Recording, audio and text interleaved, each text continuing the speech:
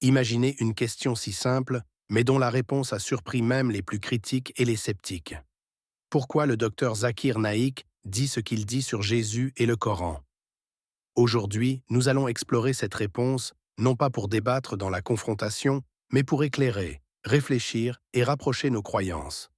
Pendant cette discussion, vous allez découvrir comment le docteur Zakir Naik explique certains versets du Coran qui parlent de Jésus, Issa et de sa mission. Pourquoi sa réponse a choqué même ceux qui ne partagent pas la foi islamique? Et surtout, comment un dialogue respectueux entre musulmans et chrétiens peut enrichir notre compréhension mutuelle. Assalamu alaikum wa rahmatullahi wa barakatuh à vous tous ici présents et au docteur Zakir Naik. Je m'appelle Omar et je suis heureux de participer à cette rencontre qui rassemble des musulmans et des chrétiens autour d'un dialogue sincère. Ma question, directement liée au titre de cette vidéo, est la suivante. Docteur Zakir, pourquoi votre réponse sur Jésus et le Coran a-t-elle choqué même vos opposants? Et qu'est-ce que le Coran dit exactement à ce sujet? Wa alaykum salam wa rahmatullahi wa barakatuh, Omar, et salut à tous ceux qui nous regardent aujourd'hui. Vous savez, cette question est importante parce qu'elle touche à la compréhension du message coranique sur Jésus, Issa, paix sur lui. Le Coran mentionne Jésus à de nombreuses reprises, et ce que je partage dans mes conférences n'est que la traduction exacte et le commentaire basé sur les versets et les hadiths authentiques. Prenons par exemple le verset suivant du Coran. Et souvenez-vous quand Allah dira « Ô Jésus, fils de Marie, as-tu dit aux gens, prenez-moi et ma mère pour deux divinités en dehors d'Allah » Sourate Al-Maïda 5, 516. Ce verset clarifie un point crucial. Jésus n'a jamais prétendu être Dieu. Pourtant, certains interprètes ou traditions chrétiennes peuvent présenter Jésus sous une perspective divine. Et c'est exactement pourquoi ma réponse choque parfois. Je présente des faits selon le Coran, pas selon les opinions humaines ou les traditions erronées. Le Coran insiste sur le respect des prophètes et souligne que Jésus était un serviteur d'Allah, un messager envoyé pour guider les enfants d'Israël. Il a accompli des miracles avec la permission d'Allah, mais il n'a jamais revendiqué la divinité. D'ailleurs, dans le même contexte, le Coran dit « Et quiconque associe à Allah d'autres divinités, Allah lui interdit le paradis et son refuge sera le feu. » Sourate Al-Maïda 5, 5, 72. Le but ici n'est pas de critiquer, mais d'éclairer la vérité telle que révélée, afin que nous comprenions le message originel. Maintenant, pourquoi mes réponses choquent-elles? Parce que beaucoup s'attendent à des réponses diplomatiques ou neutres. Mais moi, je me base uniquement sur les textes sacrés, et la vérité, même dite avec respect, peut surprendre ceux qui ne l'ont jamais entendue de cette manière. Je voudrais ajouter que l'approche que je préconise est toujours pacifique et respectueuse. Dans ce dialogue, nous ne cherchons pas à convaincre les autres de changer de foi, mais à montrer que le Coran respecte Jésus et Marie. La mission de Jésus était de guider les hommes vers l'unicité de Dieu, Tawhid. Comprendre ces versets aide à dissiper les malentendus entre chrétiens et musulmans. Bien sûr.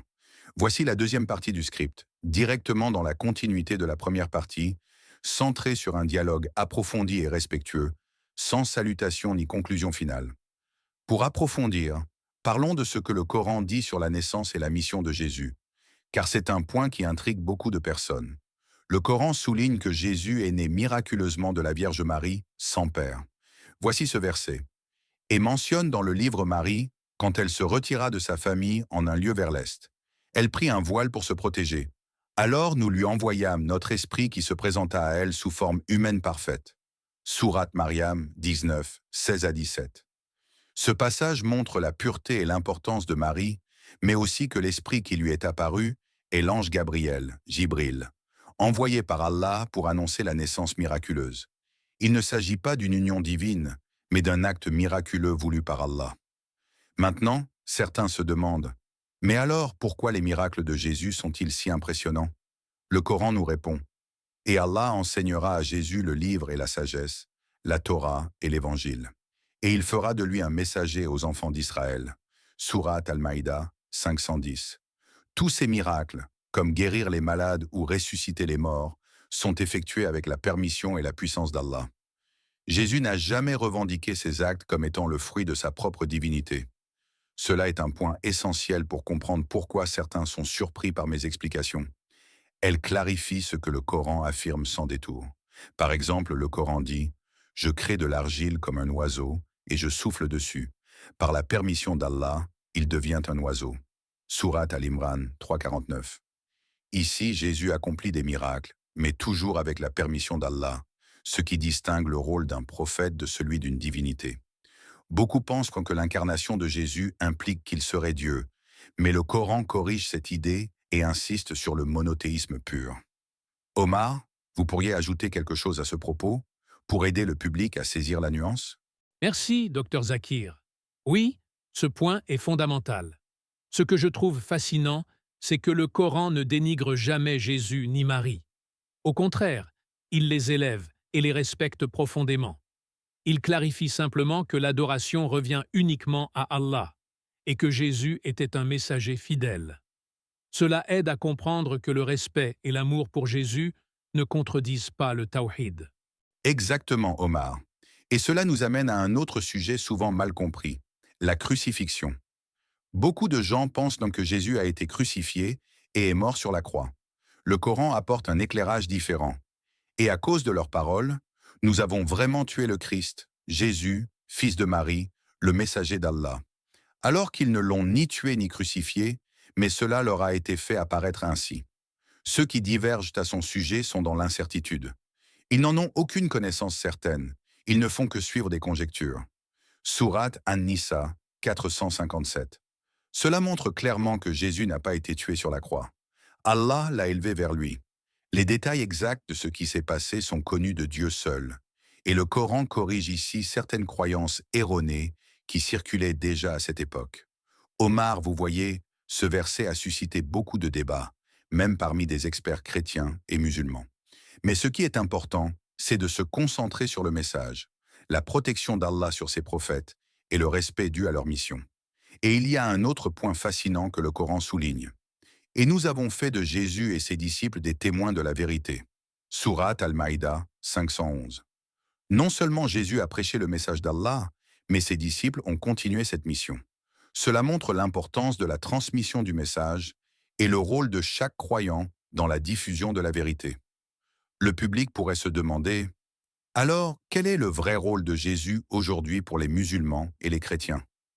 La réponse est simple. Pour les musulmans, Jésus est un prophète très respecté et pour les chrétiens, il reste une figure centrale.